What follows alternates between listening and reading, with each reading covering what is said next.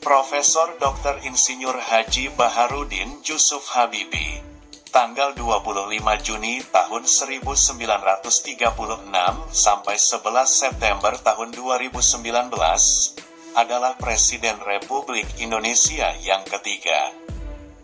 Sebelumnya, B.J. Habibie menjabat sebagai Wakil Presiden Republik Indonesia ke-7, menggantikan Try Sutrisno. B.J. Habibie menggantikan Soeharto yang mengundurkan diri dari jabatan presiden pada tanggal 21 Mei tahun 1998.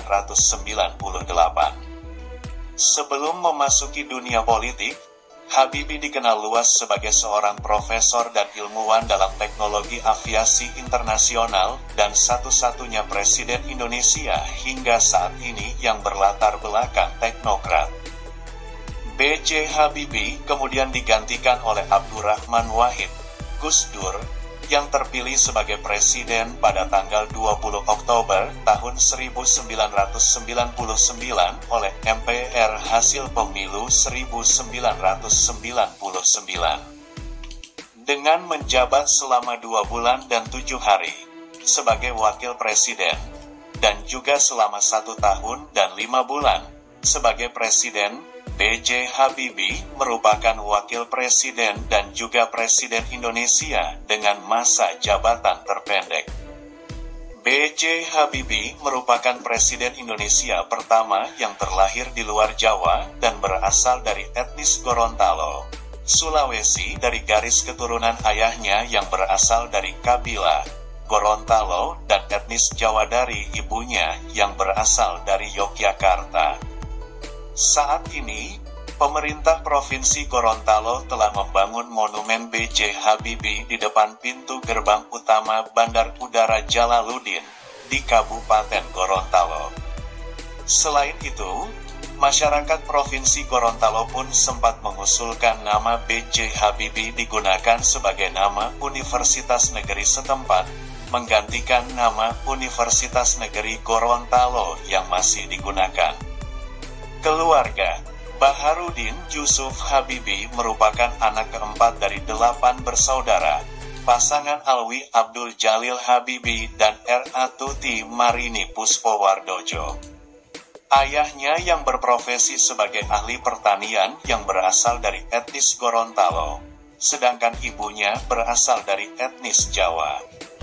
Alwi Abdul Jalil Habibie, ayah dari B.J. Habibie, memiliki marga Habibie, salah satu marga asli dalam struktur sosial Pohala, kerajaan dan kekeluargaan di Gorontalo.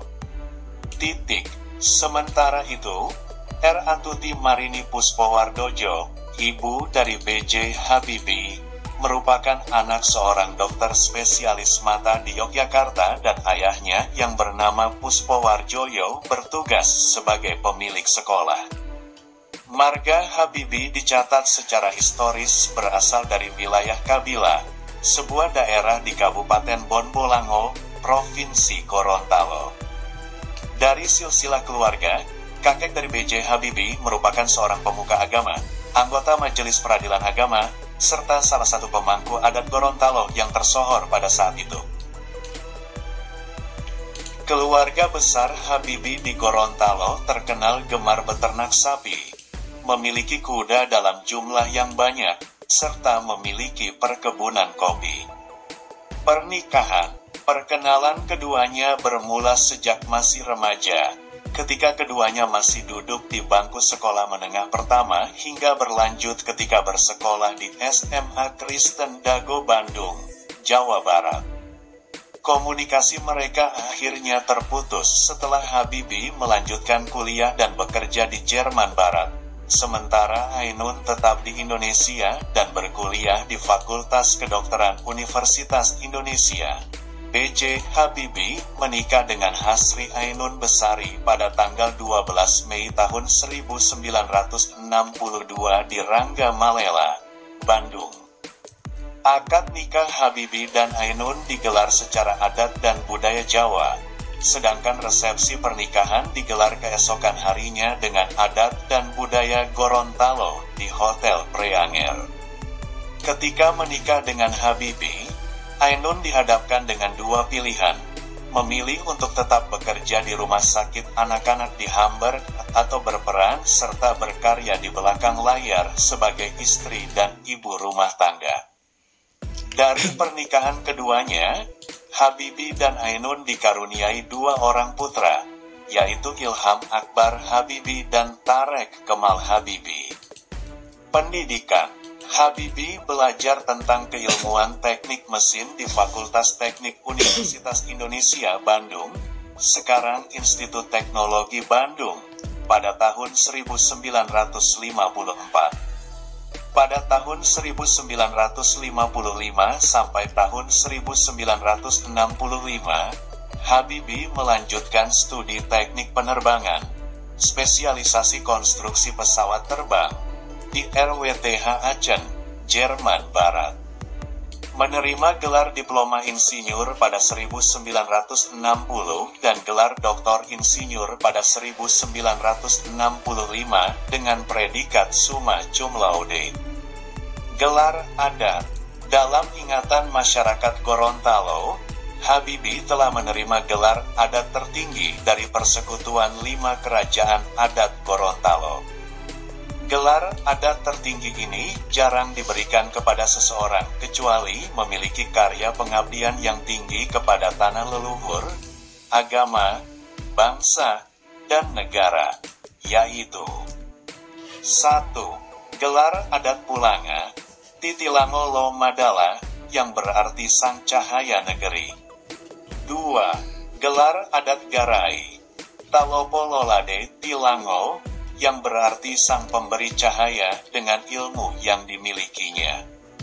Pekerjaan dan karir: Habibie pernah bekerja di Messerschmitt Volkoblom, sebuah perusahaan penerbangan yang berpusat di Hamburg, Jerman Barat. Pada tahun 1973, ia kembali ke Indonesia atas permintaan Presiden Soeharto. Habibie kemudian menjabat sebagai Menteri Negara Riset dan Teknologi, Menristek, sejak tahun 1978 sampai Maret tahun 1998. Gebrakan B.J. Habibie saat menjabat Menristek diawalinya dengan keinginannya untuk mengimplementasikan visi Indonesia. Menurut Habibie, lompatan-lompatan Indonesia dalam visi Indonesia bertumpu pada riset dan teknologi, khususnya pula dalam industri strategis yang dikelola oleh PT IPTN, PT Pindad, dan PT PAL. Targetnya, Indonesia sebagai negara agraris dapat melompat langsung menjadi negara industri dengan penguasaan ilmu pengetahuan dan teknologi. Sementara itu, ketika menjabat sebagai Menristek, Habibie juga terpilih sebagai Ketua Ikatan Cendekiawan Muslim se-Indonesia, ICMI, yang pertama. Habibie terpilih secara aklamasi menjadi Ketua ICMI pada tanggal 7 Desember tahun 1990. Puncak karir Habibie terjadi pada tahun 1998. Di mana saat itu ia diangkat sebagai Presiden Republik Indonesia, tanggal 21 Mei tahun 1998 sampai 20 Oktober tahun 1999, setelah sebelumnya menjabat sebagai Wakil Presiden ke-7, menjabat sejak tanggal 14 Maret tahun 1998 hingga tanggal 21 Mei tahun 1998 dalam Kabinet Pembangunan 7 di bawah Presiden Soeharto. Prototipe pesawat nasional N250 yang digagas Habibie bertujuan untuk menghubungkan ribuan pulau yang membentang di Indonesia. Masa kepresidenan, Habibie mewarisi kondisi keadaan negara kacau balau pasca pengunduran diri Soeharto pada masa Orde Baru sehingga menimbulkan maraknya kerusuhan dan disintegrasi hampir seluruh wilayah Indonesia. Segera setelah memperoleh kekuasaan, Presiden Habibie segera membentuk sebuah kabinet. Salah satu tugas pentingnya adalah kembali mendapatkan dukungan dari Dana Moneter Internasional dan komunitas negara-negara donor untuk program pemulihan ekonomi. Dia juga membebaskan para tahanan politik dan mengurangi kontrol pada kebebasan berpendapat dan kegiatan organisasi. Pada era pemerintahannya yang singkat, ia berhasil memberikan landasan kokoh bagi Indonesia. Pada eranya, dilahirkan UU Anti Monopoli atau UU Persaingan Sehat, perubahan UU Partai Politik, dan yang paling penting adalah UU Otonomi Daerah. Melalui penerapan UU Otonomi Daerah inilah gejolak disintegrasi yang diwarisi sejak era Orde Baru berhasil diredam dan akhirnya dituntaskan pada era Presiden Susilo Bambang Yudhoyono. Tanpa adanya UU Otonomi Daerah, bisa dipastikan Indonesia akan mengalami nasib sama seperti Uni Soviet dan Yugoslavia. Pengangkatan B.J. Habibie sebagai presiden menimbulkan berbagai macam kontroversi bagi masyarakat Indonesia. Pihak yang pro menganggap pengangkatan Habibie sudah konstitusional. Hal itu sesuai dengan ketentuan pasal 8 UUD 1945 yang menyebutkan bahwa bila presiden mangkat, berhenti, atau tidak dapat melakukan kewajibannya dalam masa jabatannya, ia diganti oleh wakil presiden sampai habis waktunya. Sedangkan pihak yang kontra menganggap bahwa pengangkatan B.J. Habibie dianggap tidak konstitusional. Hal ini bertentangan dengan ketentuan pasal 9 UUD 1945 yang menyebutkan bahwa sebelum presiden memangku jabatan, maka presiden harus mengucapkan sumpah atau janji di depan MPR atau DPR. Akhir jabatan, menurut pihak oposisi, salah satu kesalahan terbesar yang ia lakukan saat menjabat sebagai presiden ialah memperbolehkan diadakannya referendum Provinsi Timor Timur, sekarang Timor Leste. Ia mengajukan hal yang cukup menggemparkan publik saat itu, yaitu mengadakan jajak pendapat bagi warga Timor Timur untuk memilih merdeka atau masih tetap menjadi bagian dari Indonesia. Pada masa kepresidenannya, Timor Timur lepas dari Negara Kesatuan Republik Indonesia dan menjadi negara terpisah yang berdaulat pada tanggal 30 Agustus tahun 1999. Kasus inilah yang mendorong pihak oposisi yang tidak puas dengan latar belakang Habibie semakin giat menjatuhkannya.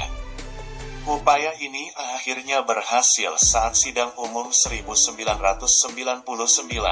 Ia memutuskan untuk tidak mencalonkan diri lagi setelah laporan pertanggungjawabannya ditolak oleh MPR. Pandangan terhadap pemerintahan Habibie pada era awal reformasi cenderung bersifat negatif.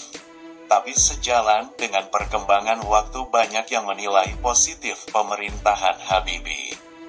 Salah satu pandangan positif itu dikemukakan oleh El Misbah Hidayat dalam bukunya Reformasi Administrasi, Kajian Komparatif Pemerintahan 3 Presiden.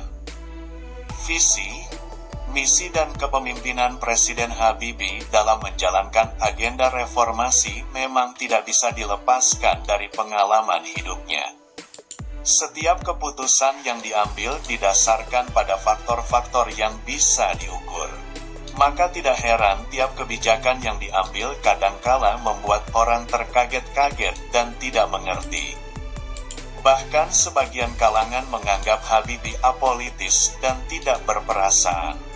Pola kepemimpinan Habibie seperti itu dapat dimaklumi mengingat latar belakang pendidikannya sebagai doktor di bidang konstruksi pesawat terbang. Berkaitan dengan semangat demokratisasi, Habibie telah melakukan perubahan dengan membangun pemerintahan yang transparan dan dialogis. Prinsip demokrasi juga diterapkan dalam kebijakan ekonomi yang disertai penegakan hukum dan ditujukan untuk kesejahteraan rakyat. Dalam mengelola kegiatan kabinet sehari-hari pun, Habibie melakukan perubahan besar. Ia meningkatkan koordinasi dan menghapus egosentrisme sektoral antar menteri. Selain itu, sejumlah kreativitas mewarnai gaya kepemimpinan Habibie dalam menangani masalah bangsa. Untuk mengatasi persoalan ekonomi, misalnya, ia mengangkat pengusaha menjadi utusan khusus.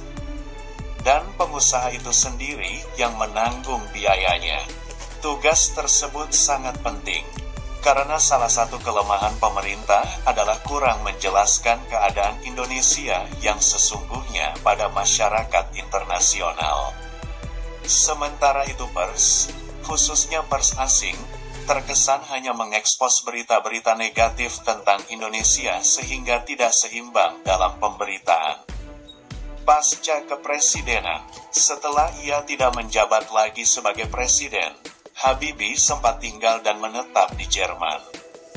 Tetapi, ketika era kepresidenan Susilo Bambang Yudhoyono, ia kembali aktif sebagai penasihat presiden untuk mengawal proses demokratisasi di Indonesia lewat organisasi yang didirikannya Habibie Center dan akhirnya menetap dan berdomisili di Indonesia. Kontribusi besar Habibie bagi bangsa ini pun tetap tercurahkan ketika masa kepemimpinan Presiden Joko Widodo. Habibie aktif memberikan masukan dan gagasan pembangunan bagi pengembangan sumber daya manusia di Indonesia. 40. Kesibukan lain dari B.J. Habibie adalah mengurusi industri pesawat terbang yang sedang dikembangkannya di Batam.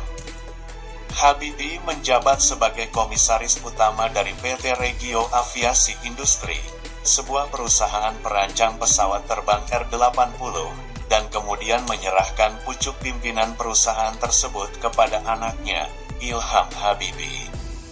Wafat. Habibie meninggal dunia di RSPAD Gatot Subroto pada tanggal 11 September tahun 2019 pukul 18:05 waktu Indonesia Barat karena gagal jantung. Sebelumnya, Habibie telah menjalani perawatan intensif sejak tanggal 1 September tahun 2019. Sehari sebelum dimakamkan, jenazah B.J. Habibie dibawa dari RSPAD menuju ke kediaman Habibie Ainun di Jalan Patra Kuningan 8 Blok L15/7 nomor 5, kawasan Patra Kuningan untuk disemayamkan. Ia kemudian dimakamkan di samping istrinya, yaitu Hasri Ainun Besari di Taman Makam Pahlawan Kalibata, Slot 120 pada tanggal 12 September tahun 2019 pukul 14 waktu Indonesia Barat. Upacara pemakaman dihadiri oleh Presiden Republik Indonesia Joko Widodo sebagai inspektur upacara. B.J. Habibie merupakan Presiden Indonesia pertama yang dikebumikan di Taman Makam Pahlawan di Ibu Kota Jakarta, sementara Presiden Soekarno dan Abdurrahman Wahid dimakamkan di Jawa Timur, sedangkan Presiden Soeharto dimakamkan di Karanganyar, Jawa Tengah. Perdana Menteri Malaysia Mahathir Mohamad mengucapkan belasungkawa setelah Habibie meninggal dunia. Dalam akun Twitternya, dia mengucapkan pernyataan duka cita kepada rakyat Indonesia atas kepergian Habibie. Habibie menjabat pada periode 1998 hingga 1999 atau di periode pertama jabatan Mahathir. Kepada awak media sesuai menghadiri acara makan malam dalam perayaan 35 tahun Universitas Binari seperti dikutip The Star, Mahathir mengaku sangat sedih.